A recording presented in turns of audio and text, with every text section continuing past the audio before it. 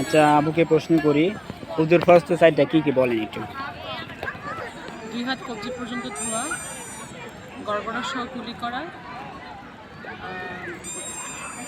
মাথার 3 ভাগের 1 ভাগ মাসিও করা, আর সম্ভবত টাকনু পর্যন্ত ধোয়া। এটা তো ঠিকভাবে হয় না, মানে ক্লিয়ার ভাবে বলতে পারেন, একটা বাদ আছে। তো আপনার জন্য লাস্ট 3 নম্বর প্রশ্ন করি, টাইম মুভমেন্ট ফরজ কয়টি? এটা বলতে পারবো না। টাইম মুভমেন্ট ফরজ জানেন না? আচ্ছা, যাই হোক, আপনার জন্য 4 নাম্বার, 3 নাম্বার তো হয়ে গেছে, 4 নাম্বার প্রশ্ন করি যে যেরকম আপনার গাড়িতে চলাচল করি, ঠিক আছে, এই গাড়িতে যখন চলাচল করি সেই সময় কোনো গাড়িতে যদি অ্যাক্সিডেন্ট হয়, সেই জায়গাতে কয় শ্রেণীর মানুষ ওখানে যায়, মানে কয় ধরনের মানুষ? কয় ধরনের মানুষ ওখানে যায়? হ্যাঁ, মানে কয় শ্রেণীর মানুষ যায় সেখানে? 3 ধরনের মানুষ যায়। হ্যাঁ, কি কি বলেন। সাধারণ জনগণ, আইনশৃঙ্খলা বাহিনী, আর অ্যাক্সিডেন্টে আক্রান্ত লোকের আত্মীয়-স্বজন। আচ্ছা, এইটা হলো আপনার যে প্রশ্ন যেভাবে বলছি এর ভিতরে এটা পড়ে না। আপনার 5 নম্বর প্রশ্ন করি।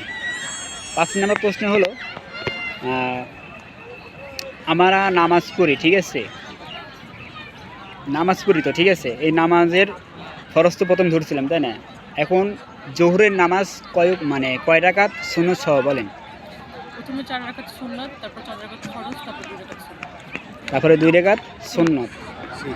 তো মাশাআল্লাহ, আলহামদুলিল্লাহ, অনেক ভালো হয়েছে, কিন্তু সঠিকভাবে উত্তর আপনি দিতে পারেন না।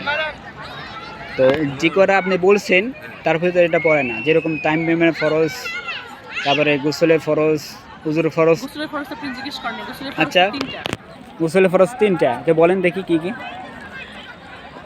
গড়গড়া সহ কুলি করা, নাকে পানি দিয়ে, আর সমস্ত শরীর ধুতে পারে। মাশাআল্লাহ, তাহলে আপনি শুধুমাত্র ওই গোসলের ফরজটা পারলেন, ঠিক আছে, একটা হয় না। আরগুলো হয় নাই। আর একটা আনছি, কিছু হয়েছে। জোহরের নামাজের কথা বললেন, সেটাও তো বললেন। জোহরের নামাজ, হ্যাঁ, জোহরের নামাজ যে করে বলছেন আপনি, আপনার হচ্ছে